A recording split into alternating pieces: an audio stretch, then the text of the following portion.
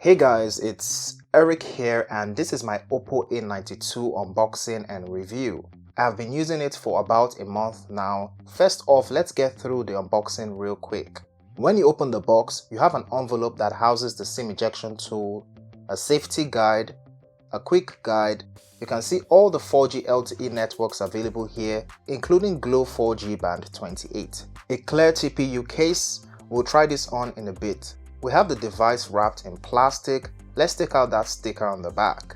This is the twilight black color. It also comes in stream white and aurora purple. Let's see how well the case fits. Oppo cases usually have that extra resivity going on to protect the glass. There's already a film screen protector applied on here and I prefer to replace this with a tempered glass. On the bottom compartment, we have a really thick 18-watt charger, a USB Type-C cable, and a pair of earphones. It looks a lot like Apple earphones, save for the green pop of color. On the front, you have a 6.5-inch Full HD Plus IPS LCD display with 20:9 aspect ratio. On the top left corner, it has a punch hole that houses a 16-megapixel camera. On the back, you have a quad camera setup, a 48-megapixel main shooter, an 8-megapixel telephoto lens, a 2-megapixel ultra-wide lens, and a 2-megapixel depth sensor. On the left, you have your volume rocker and a 3-in-1 tray that houses two 4G LTE nano SIMs and an SD card. On the right, you have a power button that doubles up as your fingerprint sensor. It's not all the way flush with the frame, probably so your finger never misses it. On the top you have nothing. On the bottom you have a speaker, a USB Type-C port, a microphone, and a headphone jack. Let's take a look at the design. At first glance, this phone screams premium. It not only features the classic 2020 wide camera layout, but they topped it up with a chrome finish, which is how we tell a certain popular flagship apart from similar looking mid-rangers. The camera bump is raised significantly. You probably can't tell just by looking at it, but the 3D curved back and frame are made from a polycarbonate material. Huge fingerprint magnet. Also, this twilight black color reflects shades of blue in broad daylight. Its weight is leaning towards the heavy side. For size comparison, though it is an average sized phone, it is thicker than the Reno 3 Pro, and that makes the Reno 3 Pro feel better in my hand. On the front, we have a punch hole that's quite common now. It has a little bit of a chin. The display is bright outdoors and has great viewing angles. It is a 1080p display, so you can watch all your videos in Full HD if that's what you prefer. The Oppo A92 comes with 128 gigs of storage and a whopping 8 gigs of RAM. You get about 110 gigs of available storage. We are running on Android 10 with ColorOS version 7.1 slapped on top of it. ColorOS comes with bloatware, but at least there are no ads anywhere. I've pretty much gone through all there is to know about this ColorOS version in my Oppo Reno 3 Pro review. I'll be linking that up above and somewhere in the description. What's not here is the always on display feature, cause that would mean your entire LCD screen is on and that makes no sense. Oppo A92 uses the Snapdragon 665 octa-core CPU clocked at 2.0 GHz, and while it's not the latest and greatest, it is a tested and trusted mid-range chipset, especially when paired with 8 gigs of RAM. In terms of performance, it will run the average user's daily calls, text, social media apps, and it will not slow down after prolonged use. I'll be doing a RAM management comparison with a phone that uses the exact same chip but with 4 gigs of RAM in another video. The fingerprint sensor is accurate and faster than the average, but it's not the fastest side-mounted fingerprint sensor I've used. The face unlock is slower than the fingerprint sensor, but still fair as far as mid-rangers go, plus it unlocks even in pitch darkness. Here's how the stereo speaker compares side by side the Reno 3 Pros.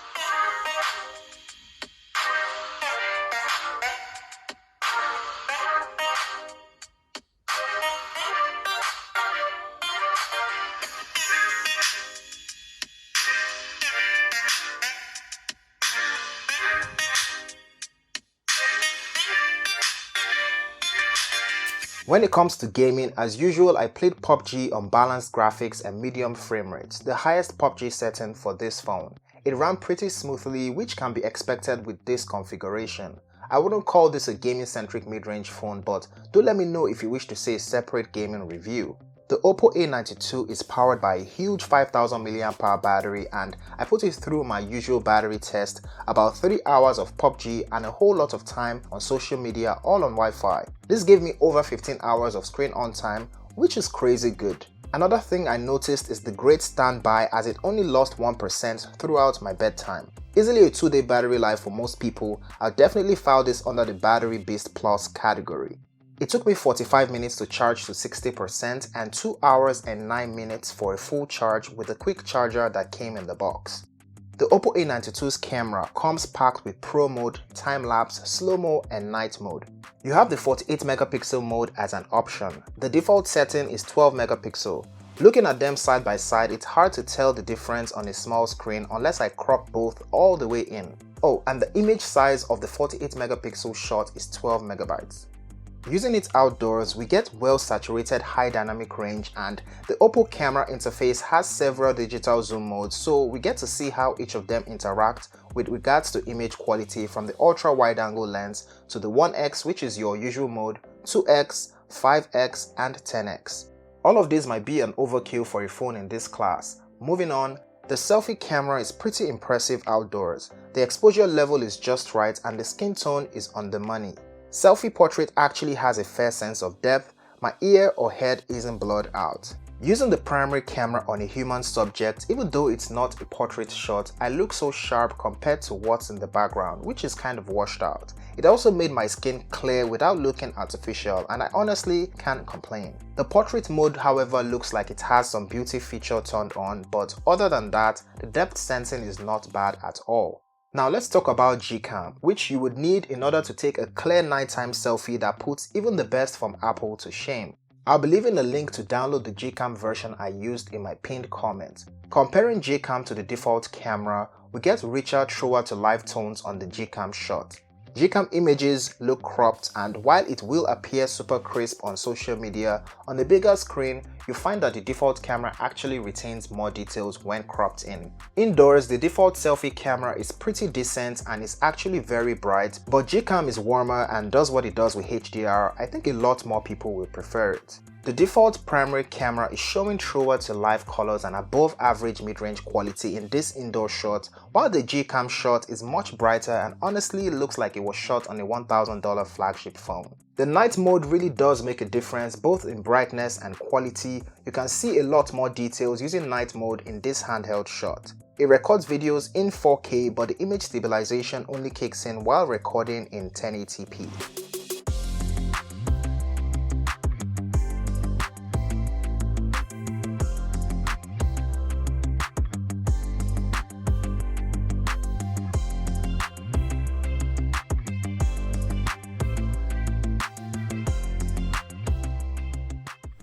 So I am currently filming with the front-facing camera of the Oppo A92 and the sun is out. It is pretty harsh. Here's what the audio sounds like. Oppo A92 definitely offers good value for money, and to the average consumer, the flagship looking design is all the convincing they need to choose it over other phones with similar specs. While it's not boasting of near flagship speeds, I think its huge RAM size, camera quality, big battery and fast charging puts it on even ground with the competition. See my pinned comment for the price of the Oppo A92. The conversion is $249 US. If you enjoyed this video, please give it a thumbs up and share it. Also follow me on Twitter and Instagram to see what I'm up to. Do subscribe for more videos like this, as it will mean a lot to me, and I'll see you in the next one. Peace.